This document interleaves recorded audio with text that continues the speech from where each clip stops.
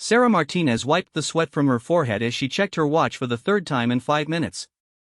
The Nevada desert stretched endlessly around the military training facility, its harsh landscape broken only by the occasional Joshua tree and the geometric patterns of obstacle courses scattered across the sandy terrain. She had been here for 18 months now, longer than any previous assignment, but today felt different somehow. The morning air still held a slight chill, though she knew that within hours the temperature would climb to over 100 degrees. Sarah adjusted her combat vest and checked her equipment one final time.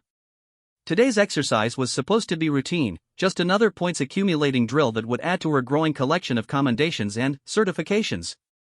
She had become something of a perfectionist when it came to training scenarios, earning the unofficial title of points queen among her fellow trainees. Her commanding officer, Lieutenant Colonel Williams, had always praised her attention to detail and her ability to follow protocols exactly as written. Sarah took pride in this reputation. She came from a family where precision mattered.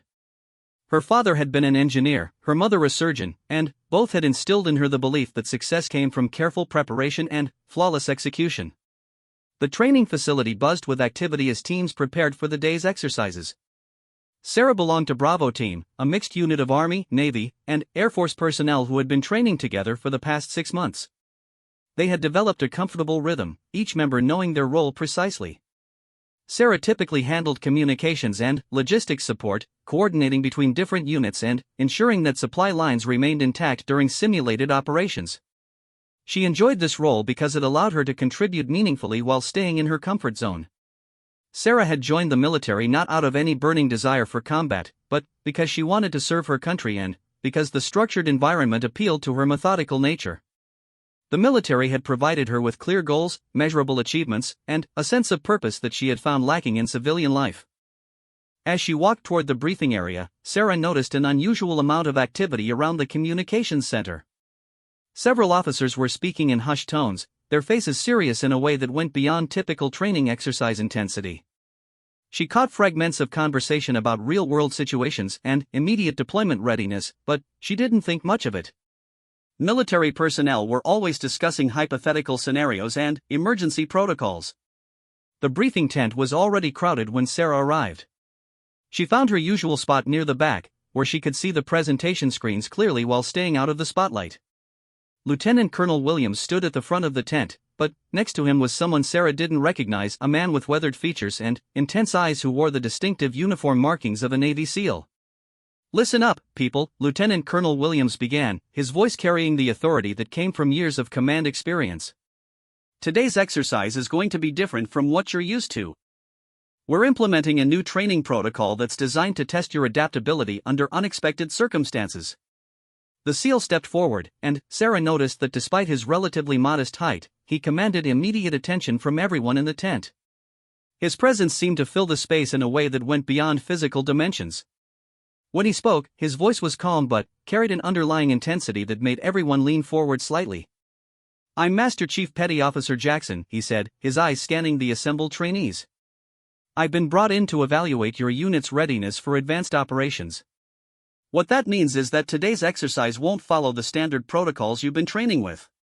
You'll need to adapt, improvise, and make decisions based on incomplete information." Sarah felt a flutter of nervousness in her stomach. She thrived in environments where she knew exactly what was expected of her, where she could study the requirements ahead of time and prepare accordingly. The idea of improvisation made her uncomfortable, but she reminded herself that this was still just a training exercise. Whatever challenges they presented, they would be carefully designed and monitored for safety. Master Chief Jackson continued his briefing, outlining a complex scenario involving a humanitarian crisis in a fictional Middle Eastern country. The details were more intricate than usual training scenarios, with political complications, civilian populations, and multiple opposing forces. As he spoke, Sarah took careful notes, trying to absorb every detail that might be relevant to her communications role. The scenario involved a medical emergency at a remote outpost where international aid workers had been providing assistance to refugees. Communications had been lost, supply lines had been disrupted, and hostile forces were reportedly moving in the area. The training teams would need to establish contact, assess the situation, and coordinate an appropriate response. "Your mission parameters will evolve based on the information you gather," Master Chief Jackson explained. There's no predetermined correct solution to this scenario. Success will be measured by your ability to work together, think creatively, and maintain focus under pressure. After the briefing ended, Sarah joined her teammates for equipment check and final preparations. The familiar routine of inspecting gear and reviewing communication protocols helped calm her nerves. She had performed these same tasks hundreds of times, and the muscle memory provided comfort in the face of uncertainty. Her team leader, Sergeant First Class Rodriguez, gathered the group around a tactical map spread across a folding table. Rodriguez was a veteran with 2 combat deployments who had a reputation for being both demanding and fair. He had taken Sarah under his wing when she first joined the unit, recognizing her potential while also understanding her limitations. Martinez, Rodriguez said, pointing to a position on the map, "You'll be managing communications from the forward command post. But I want you to be ready to move if the situation changes. Today's exercise sounds like it might throw us some curveballs." Sarah nodded, though privately she hoped she wouldn't need to leave the relative safety and familiarity of the command post. She had trained for field operations, of course, but her strengths lay in coordination and analysis rather than direct action. She was more comfortable with radios and computers than with rifles and explosives. As the teams moved out to their starting positions, Sarah couldn't shake the feeling that something was different about today's exercise. The usually jovial atmosphere among the training staff had been replaced by a tense professionalism that felt almost too real. Even the weather seemed to be cooperating in an unusual way, with cloud cover that provided natural concealment and wind patterns that would affect communications. The forward command post was located in a small building that had been constructed to simulate a field headquarters. It contained sophisticated communication equipment, computer terminals, and large displays showing maps and real-time data feeds. Sarah settled into her designated position and began the process of establishing contact with all units participating in the exercise. The first hour proceeded normally.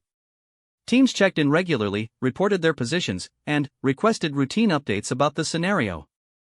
Sarah felt herself relaxing as she fell into familiar patterns of coordination and data management. This might be different from previous exercises, but the fundamental skills remained the same. Then, Master Chief Jackson appeared in the command post, moving with the silent efficiency that seemed to be his trademark. He didn't say anything at first, just observed the ongoing operations with those intense eyes that seemed to miss nothing.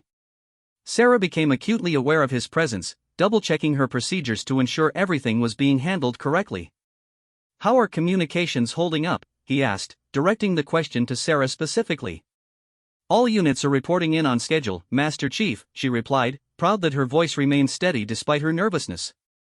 "We have clear signals with all forward elements, and backup systems are standing by." He nodded, then moved to one of the computer terminals to review the tactical display. Sarah noticed that he seemed particularly interested in updates from the simulated crisis area, asking detailed questions about the timeline of events and the reliability of incoming information. "Martinez," he said suddenly, turning back toward her, "what's your assessment of the situation at the aid station?" Sarah consulted her notes and the incoming reports. Based on the last communication we received, they had approximately 30 civilians requiring medical attention, but their medical supplies were running low. They requested immediate resupply and evacuation support for the most critical cases. "And what does your gut tell you about that request?" Master Chief Jackson asked, his question catching Sarah off guard. "My gut, Master Chief?" Sarah wasn't sure how to respond to such a subjective question during a military briefing. "Yes, your instincts. Sometimes the most important information isn't in the official reports. What do you sense about what's really happening out there?" Sarah paused, considering the question seriously. She had noticed some inconsistencies in the timing of reports and subtle changes in the radio operators' voices, but she had assumed these were just normal variations in training exercise procedures. There seemed to be some urgency in the last few transmissions that went beyond the scripted scenario, she admitted hesitantly. The radio operator sounded genuinely stressed, not like someone following a training protocol. Master Chief Jackson's expression didn't change, but Sarah thought she saw a flicker of approval in his eyes. "Good observation. Trust those instincts, Martinez. In real operations, sometimes the things that feel wrong are the most important signals you'll receive." Before Sarah could ask what he meant by real operations, the radio crackled with an incoming transmission that immediately commanded everyone's attention. The voice on the other end was tense, urgent, and definitely not following any training script Sarah had ever heard. "Command, this is Outpost Charlie.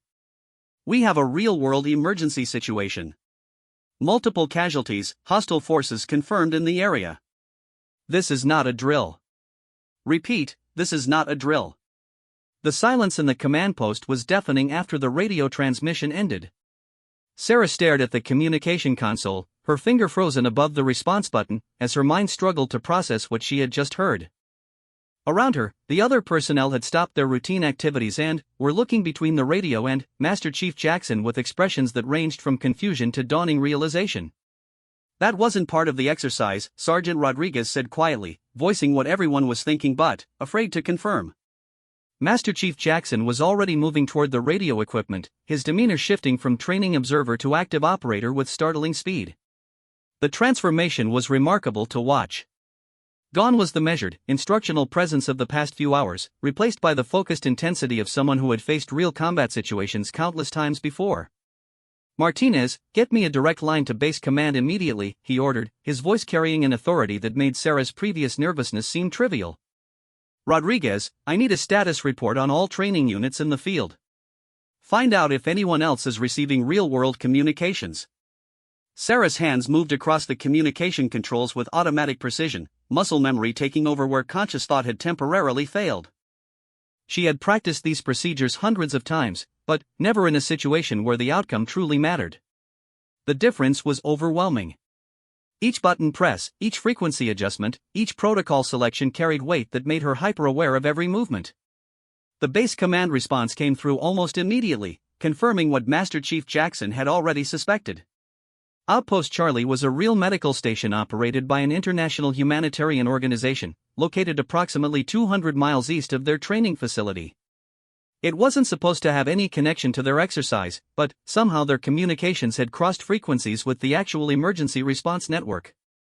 "We have a genuine crisis situation," Master Chief Jackson announced to the command post staff.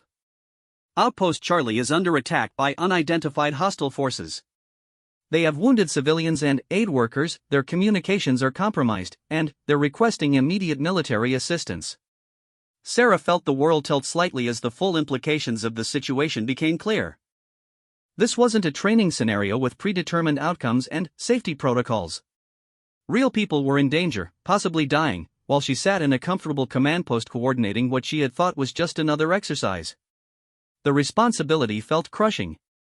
Lieutenant Colonel Williams appeared in the command post, having been summoned by the emergency communications. His face was grim as he consulted with Master Chief Jackson, their conversation conducted in the low, urgent tones of military professionals dealing with an active crisis. Sarah caught fragments of their discussion about jurisdiction, available resources, and the legal complexities of deploying training units to respond to real emergencies. "The nearest regular military forces are 6 hours away," Lieutenant Colonel Williams said, loud enough for the entire command post to hear. "The State Department is working through diplomatic channels, but that could take even longer. The people at that outpost don't have 6 hours."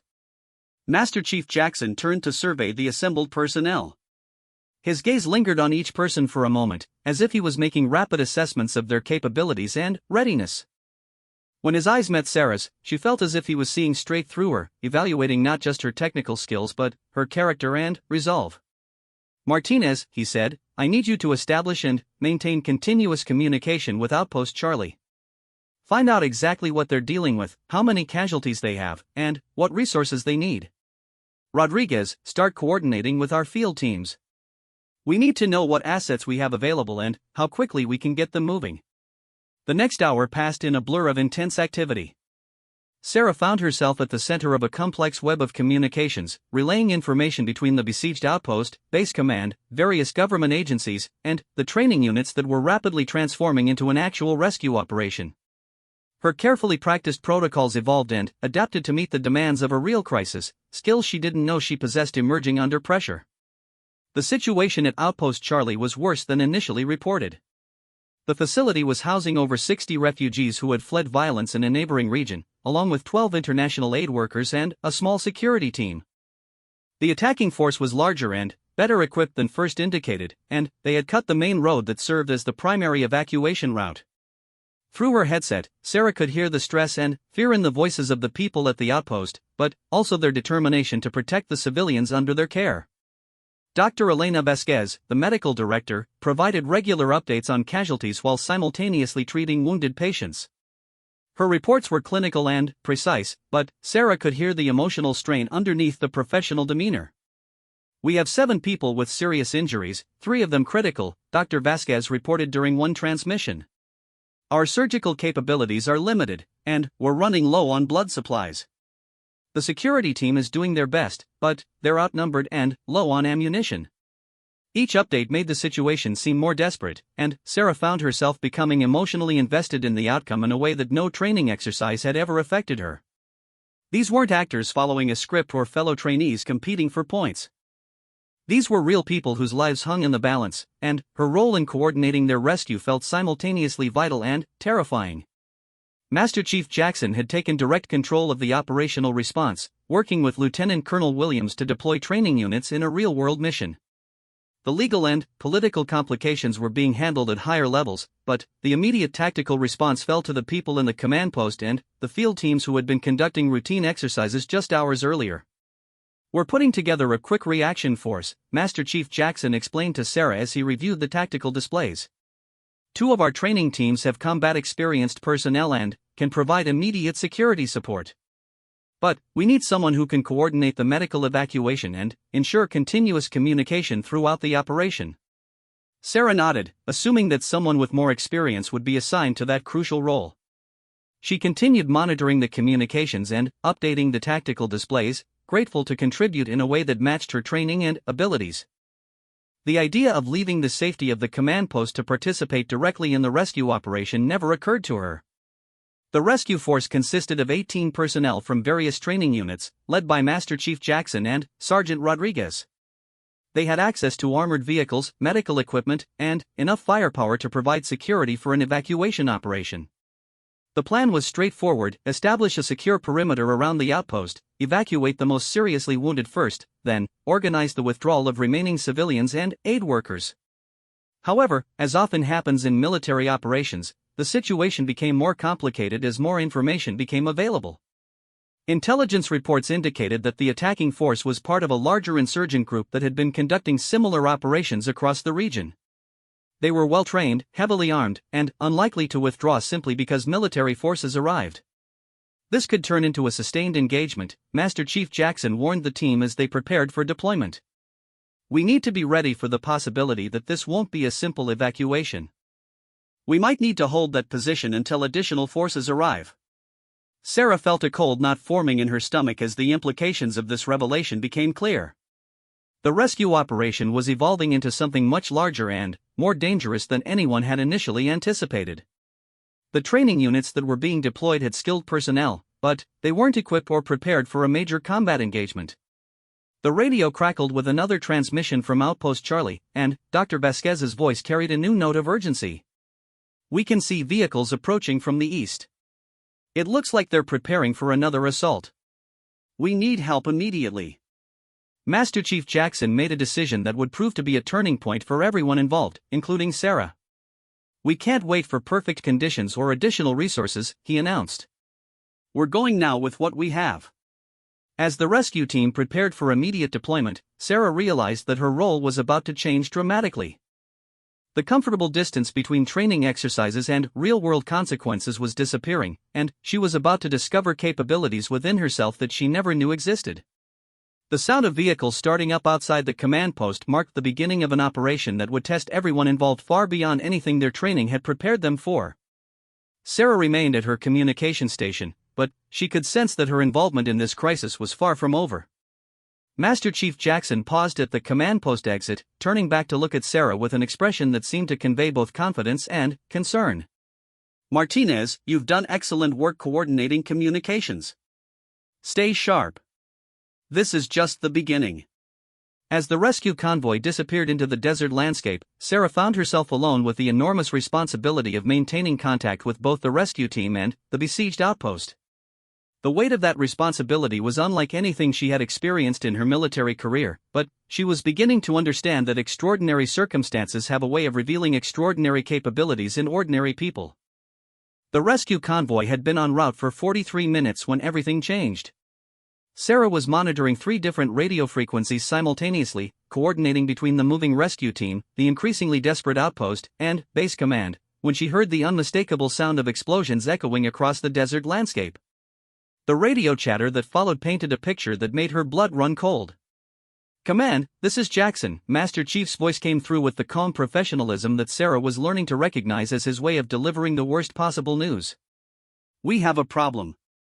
The road to Outpost Charlie has been mined. We've lost 2 vehicles and have multiple casualties. Need immediate medical evacuation for our wounded." Sarah's hands trembled as she reached for the radio controls. In less than an hour, what had started as a rescue mission had become a disaster requiring its own rescue operation. The irony wasn't lost on her, but there wasn't time to dwell on it. She began coordinating emergency medical helicopters while simultaneously trying to establish alternative routes to reach the outpost. The situation was deteriorating rapidly on multiple fronts. The rescue team was pinned down by the improvised explosive devices, unable to advance or retreat safely. Meanwhile, communications from Outpost Charlie indicated that the insurgent forces had begun their second major assault. Dr. Vasquez's voice carried a note of desperation that cut through Sarah's professional detachment. "We can't hold much longer," the doctor reported. "They've breached the outer perimeter. We're moving everyone into the main building, but it's not designed to withstand this kind of attack. Some of the wounded can't be moved safely." Sarah found herself making decisions that went far beyond her training and experience. She coordinated with helicopter pilots to establish landing zones, worked with base command to deploy additional resources, and maintained constant communication with both crisis sites simultaneously. Each decision carried enormous weight, and she was acutely aware that mistakes could cost lives. Lieutenant Colonel Williams returned to the command post with updates from higher headquarters that offered both hope and additional complications. "Washington is treating this as a priority situation," he informed Sarah. "We're getting full support for the rescue operation, but the political ramifications are significant. There are international diplomatic considerations that could affect how we proceed." Sarah wanted to scream that diplomatic considerations were irrelevant when people were dying, but she understood that military operations existed within larger political contexts.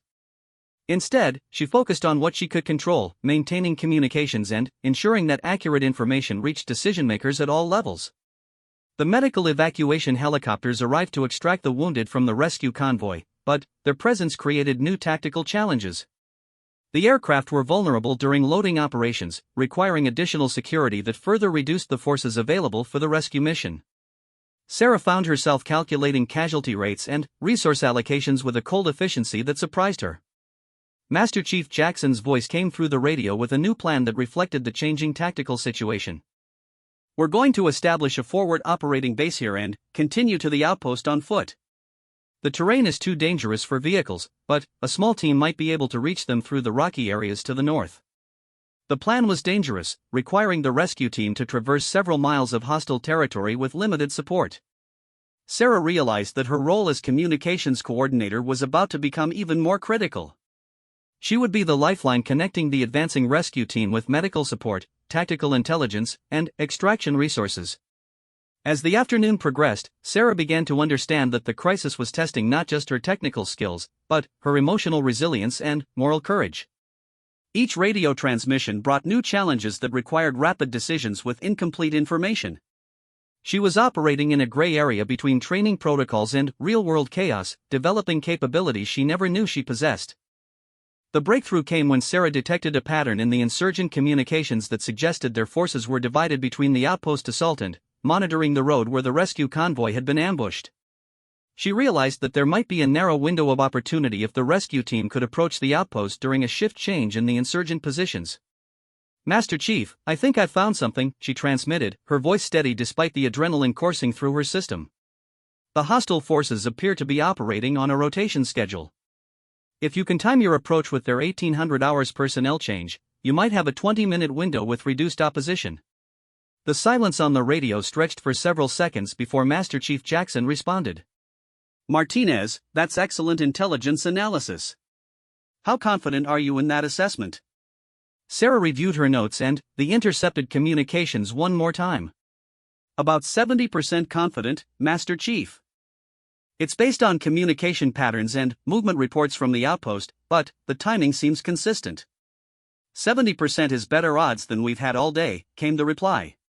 We're going to act on your intelligence. Keep monitoring those communications and let us know if anything changes. The weight of responsibility that settled on Sarah's shoulders was unlike anything she had experienced. The success of the rescue operation, and possibly the lives of everyone at Outpost Charlie, now depended in part on her analysis of radio intercepts and tactical patterns. It was the kind of responsibility that military training tried to prepare people for, but which couldn't truly be understood until experienced firsthand. The next 2 hours required Sarah to maintain focus and precision while dealing with stress levels that pushed her far beyond her comfort zone. She coordinated helicopter support, monitored multiple communication frequencies, tracked the movement of friendly and hostile forces, and provided real-time intelligence updates to the rescue team as they advanced across dangerous terrain. Dr.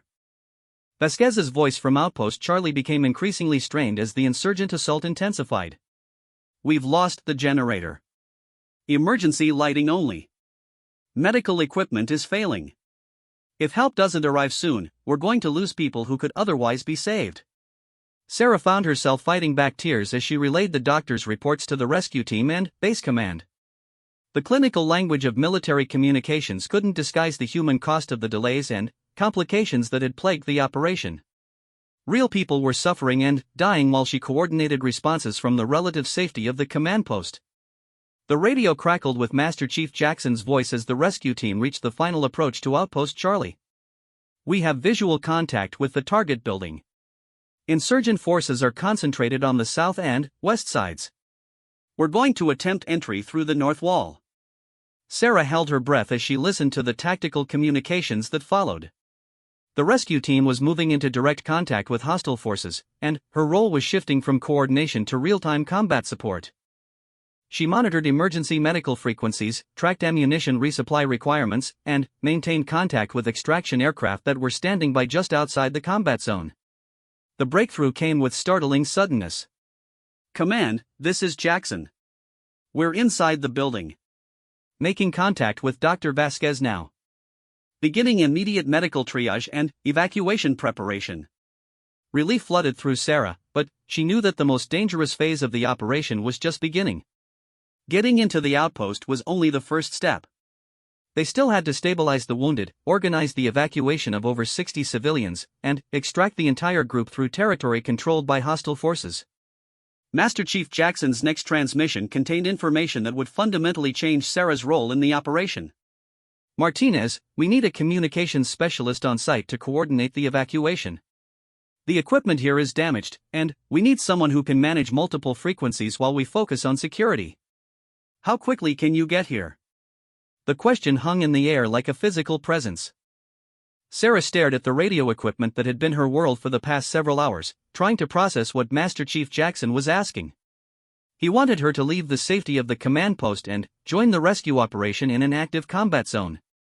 Lieutenant Colonel Williams appeared at her side, having heard the transmission. Martinez, this has to be your decision. I can't order you to deploy into a combat situation that goes beyond your training parameters. Sarah looked around the command post that had been her sanctuary throughout the crisis. The sophisticated equipment, the secure communications, the layers of protection that separated her from the immediate dangers facing the people she had been trying to help.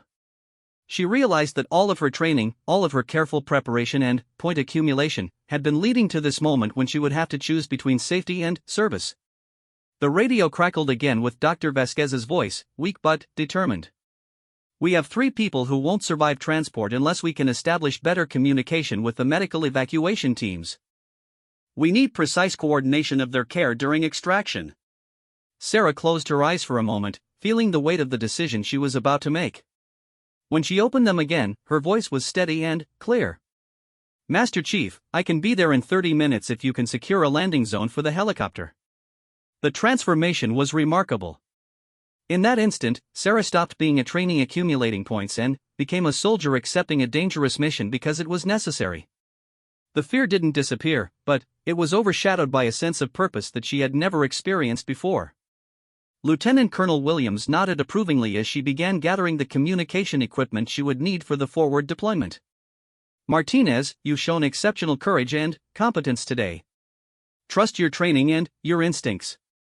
As Sarah prepared to leave the safety of the command post for a combat zone where her skills were desperately needed, she understood that she was crossing a threshold that would fundamentally change her understanding of herself and her capabilities. The helicopter engines were already spinning up outside, and Master Chief Jackson was waiting for her arrival to coordinate an evacuation that could save dozens of lives. The moment had arrived when training would become reality, and Sarah Martinez was about to discover what she was truly capable of when everything depended on her performance. The helicopter ride to Outpost Charlie was unlike anything Sarah had experienced during training flights. The aircraft flew low and fast, using the desert terrain to mask its approach from potential hostile fire. Through the open door, she could see smoke rising from several locations, evidence of the ongoing battle that had been raging for hours. The professional calm of the flight crew contrasted sharply with the knot of fear and anticipation in her stomach. Sarah's hands remained steady as she checked her communication equipment one final time, but her mind raced with doubts about her decision. She had never been deployed into an active combat zone, never faced the possibility of enemy fire, never been responsible for communications in a situation where lives hung in the balance of every transmission. The weight of the portable radio equipment seemed both familiar and foreign, tools she knew intimately being carried into circumstances she had only imagined. The pilot's voice came through her headset as they approached the landing zone. 2 minutes out. Be ready to move fast once we touch down. We're not staying on the ground any longer than absolutely necessary. Through the dust and smoke, Sarah could see Outpost Charlie for the first time. The compound was smaller than she had imagined, a collection of modest buildings surrounded by a damaged perimeter fence. Bullet holes and blast marks told the story of the prolonged assault, while figures moved rapidly between buildings, some carrying wounded on stretchers. The scene had an urgency that no training exercise could replicate. Master Chief Jackson was waiting at the landing zone, his uniform dusty and torn, a field dressing visible on his left arm. Despite obvious fatigue and the stress of hours of combat operations, his presence remained commanding and reassuring. As Sarah jumped from the helicopter, he immediately guided her toward the main building while shouting instructions over the noise of the departing aircraft. "Martinez, glad you made it," he said, his voice carrying genuine relief. "We've got the insurgents pushed back for now, but they're regrouping for another assault. Dr. Vasquez has the medical situation organized, but we need someone who can coordinate between her teams, our security perimeter, and the evacuation aircraft." The interior of the main building was controlled chaos. Medical personnel worked frantically to stabilize wounded civilians and aid workers, while armed security personnel monitored windows and doorways for signs of enemy movement. The air was filled with multiple conversations in different languages as international aid workers tried to coordinate care for refugees who spoke Arabic, English, French, and several local dialects. Dr. Vasquez appeared from behind a curtained area where she had been treating a seriously wounded refugee child. Her medical scrubs were stained with blood, her face showed the exhaustion of someone who had been working under extreme stress for hours, but her eyes remained focused and determined. "You must be Martinez," she said, extending a hand that Sarah noticed was perfectly steady despite everything the doctor had been through. "Master Chief Jackson says you can help us coordinate the medical evacuations. We have people here who will die if we don't get them to a proper hospital within the next few hours." Sarah nodded, her throat tight with emotion as she looked around at the wounded civilians receiving care in what had become a makeshift field hospital. Children with bandaged injuries huddled close to adults who tried to comfort them despite their own wounds. The reality of war's impact on innocent people hit her with an emotional force that no training scenario had prepared her for. "What do you need me to do?" Sarah asked, proud that her voice remained steady. Dr. Vasquez led her to a small office where communication equipment had been hastily assembled. "We need continuous contact with the medical evacuation helicopters so we can provide real-time updates on patient conditions during transport. Some of these people require specific medical interventions that have to be coordinated precisely with the aircraft medical teams." Sarah began setting up her communication equipment, integrating it with the existing systems to create a comprehensive network that could handle medical, tactical, and logistical communications simultaneously. The technical challenge helped calm her nerves by giving her concrete tasks that matched her training and experience. The first major test came when Dr. Vasquez identified 5 patients who required immediate evacuation but whose conditions were so severe that they needed continuous medical support during transport. Sarah found herself coordinating between the doctor, helicopter medical teams, base hospital facilities, and security teams who would have to protect the landing zone during the vulnerable evacuation process. Medevac 2, this is Outpost Charlie Medical, Sarah transmitted, her voice professional despite the gunfire that could be heard in the distance. We have a critical pediatric patient with severe abdominal trauma requiring immediate surgical intervention upon arrival. Patient weight approximately 30 kilograms, blood type O negative, will need continuous 4 fluids during transport. The coordination required split-second timing and absolute precision. Sarah found herself managing conversations with helicopter pilots about landing zone conditions, doctors about patient care requirements, and security teams about threat levels, sometimes simultaneously. Each decision had immediate consequences for people whose lives depended on perfect execution. Master Chief Jackson appeared in the communication center with updates that changed everything Sarah thought she understood about the tactical situation. Martinez, we've got intelligence that suggests this wasn't a random attack. The insurgents seem to have specifically targeted this outpost because of the refugee population. They're trying to send a message about international aid operations in this region. The implications were sobering. This wasn't just a rescue operation anymore, it was a strategic engagement with broader political and military significance. The success or failure of the evacuation could influence policy decisions about humanitarian operations throughout the region. What does that mean for our timeline? Sarah asked, though she suspected she already knew the answer. It means they're not going to give up easily, Master Chief Jackson replied.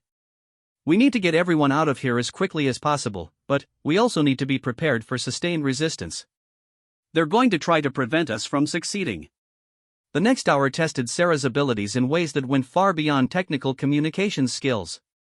She found herself making rapid decisions about evacuation priorities, coordinating complex medical procedures, and managing information flow between multiple agencies and organizations. Each challenge required not just technical competence, but judgment, intuition, and the ability to remain calm under extreme pressure. The breakthrough moment came when Sarah identified a pattern in the insurgent communications that suggested they were planning to use improvised explosive devices to target the medical evacuation helicopters. She immediately alerted Master Chief Jackson and the security teams, allowing them to adjust their defensive positions and evacuation procedures. Martinez, that intelligence potentially saved dozens of lives, Master Chief Jackson told her as they watched security teams sweep the landing zones for explosives. You're operating at a level that goes far beyond what anyone expected. Sarah felt a surge of confidence that was different from anything she had experienced during training exercises. This wasn't about accumulating points or demonstrating technical proficiency. This was about using her skills to protect people who couldn't protect themselves, to solve problems that had no predetermined solutions, to perform under pressure when failure meant genuine tragedy. Dr. Vasquez joined them with an update that highlighted both the progress they had made and the challenges that remained. We've successfully evacuated 12 of the most critical patients, and their transport teams report that the coordination has been exceptional. But we still have over 40 people here who need evacuation, and some of them won't survive another assault. The tactical situation was becoming more complex as well. Intelligence reports indicated that insurgent reinforcements were en route, potentially overwhelming the small security force that was protecting the outpost. Master Chief Jackson was coordinating with Base Command to deploy additional resources, but time was running short. It was during this critical phase that Master Chief Jackson made a decision that would define Sarah's understanding of leadership and trust. He appeared in the communications center carrying his personal rifle, a weapon that bore the marks of years of combat operations. Without ceremony, he placed the rifle in Sarah's hands and stepped back. Martinez, I need you to take charge of communications coordination while I lead a security sweep of the perimeter. You understand this situation better than anyone else right now, and these people need someone who can make the right decisions quickly. Sarah stared at the rifle, feeling its weight not just as a weapon but as a symbol of trust and responsibility. Master Chief Jackson was entrusting her with capabilities she had never been asked to demonstrate, placing confidence in her judgment that went beyond her official training and experience. Master Chief, I'm not sure I'm qualified to. You're more qualified than anyone else available, he interrupted gently but firmly. Trust your training, trust your instincts, and remember that these people are counting on you to get them home safely. As Master Chief Jackson prepared to lead the security sweep that would determine whether they could complete the evacuation successfully, Sarah realized that she had crossed another threshold in her development as a soldier and, as a person. The rifle in her hands represented not just the possibility of having to defend herself, but the responsibility to protect others and the trust that experienced warriors had placed in her capabilities. The communications center had become the nerve center for an operation that could save dozens of lives or end in tragedy, and Sarah Martinez was now the person responsible for coordinating every aspect of that outcome. The training exercises that had once seemed so important now felt like preparation for this moment when everything real was at stake.